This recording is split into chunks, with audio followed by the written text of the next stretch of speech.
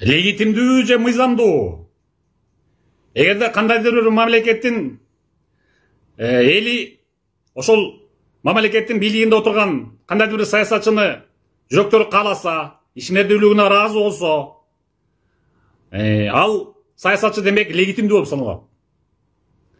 Ал эми дагы бир кандайдыр бир саясатчыны, ошол эле мамлекеттин эли, дагы бир башка саясатчыны жүрөктөрү каалашпаса, жек көрүшсө, кетсе деп тилешсе, ал саясатчы демек легитимдүү эмес. Ал жөн эле мыйзамдашылган.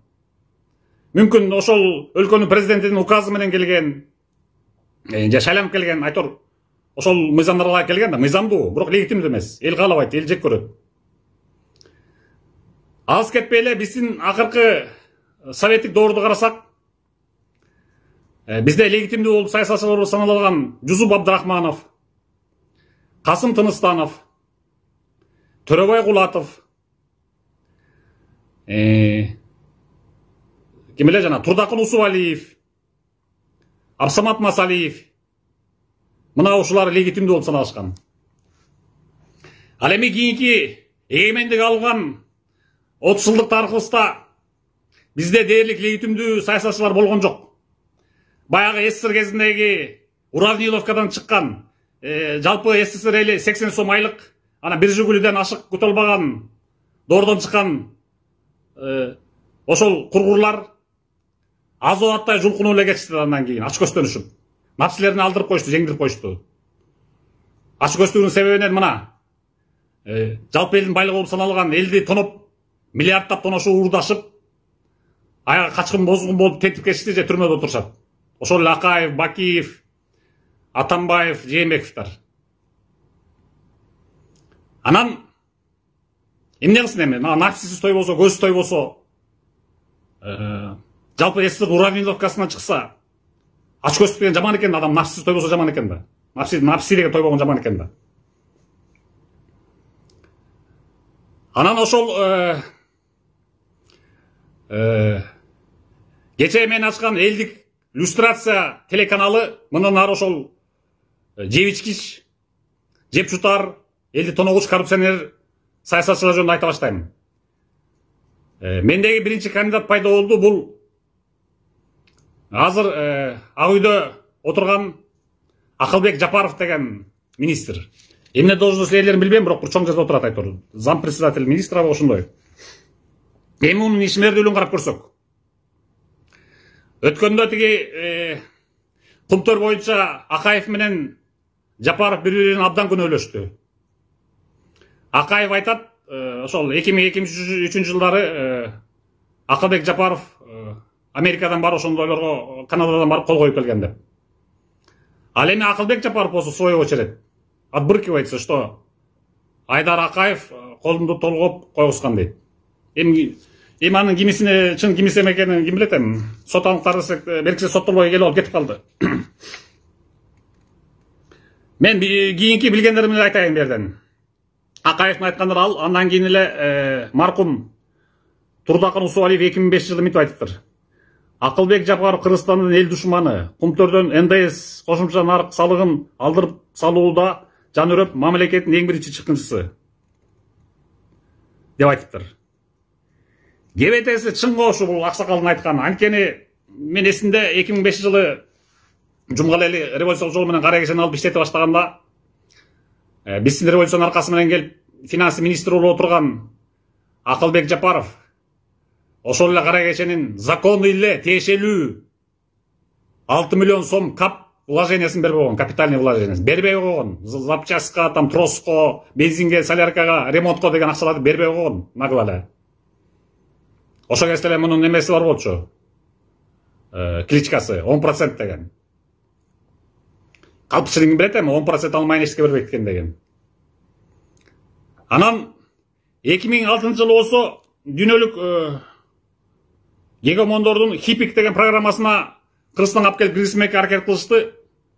Америка баш болуп. Хипик деген. Бул деген карызыңарды кечебиз, бирок көп мамлекеттик ишканаларды менчикте биле аласыз деген программаны ушул Акылбек Жапаров киргизем деп абдан жан өрөп, бирок кирбей калган, эл каршы чыгып митинг кылышып кирбей калган.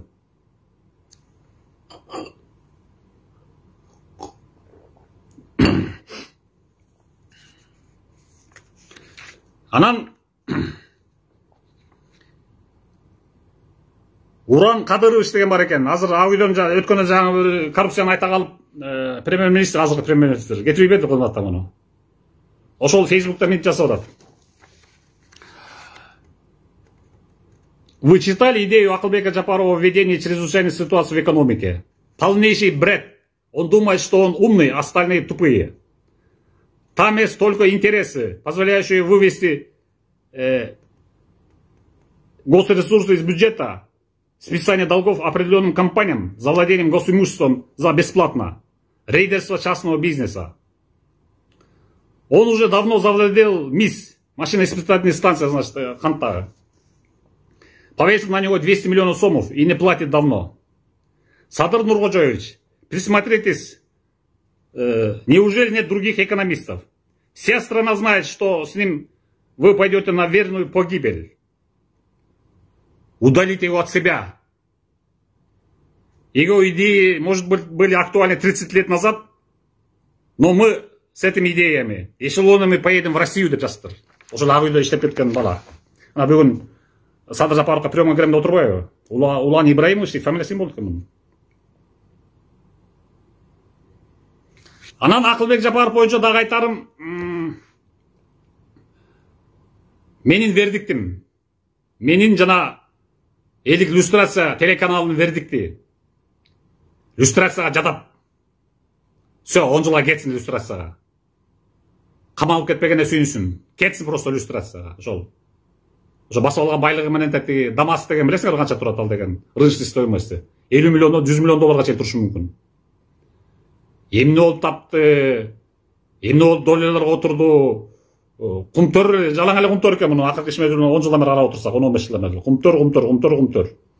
И абдан таң калдым. Суудан кургак чыгат экен бул адам. Суудан кургак чыгат экен. Анан бул адам кандайча болуп азыр ак үйгө кирип калган дагы эле түшүнүп бүтө албайм да.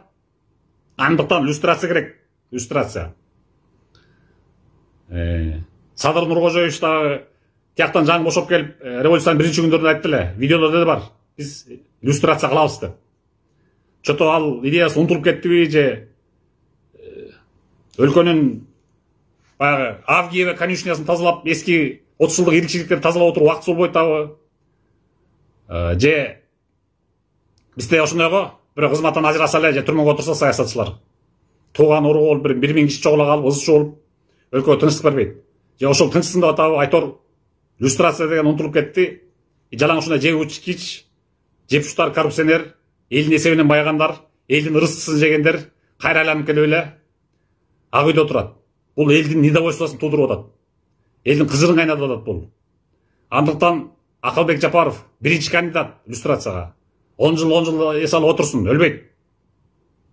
Мына акыркы 15 жылдан бери, 14 жылдан бери мен деле эч кандай госструктурада иштеген жокмун. Бизнес кылып эле өлбөгөн оокат өтө берет. Ошол эмки кезекте дагы бир сөз айтабыз.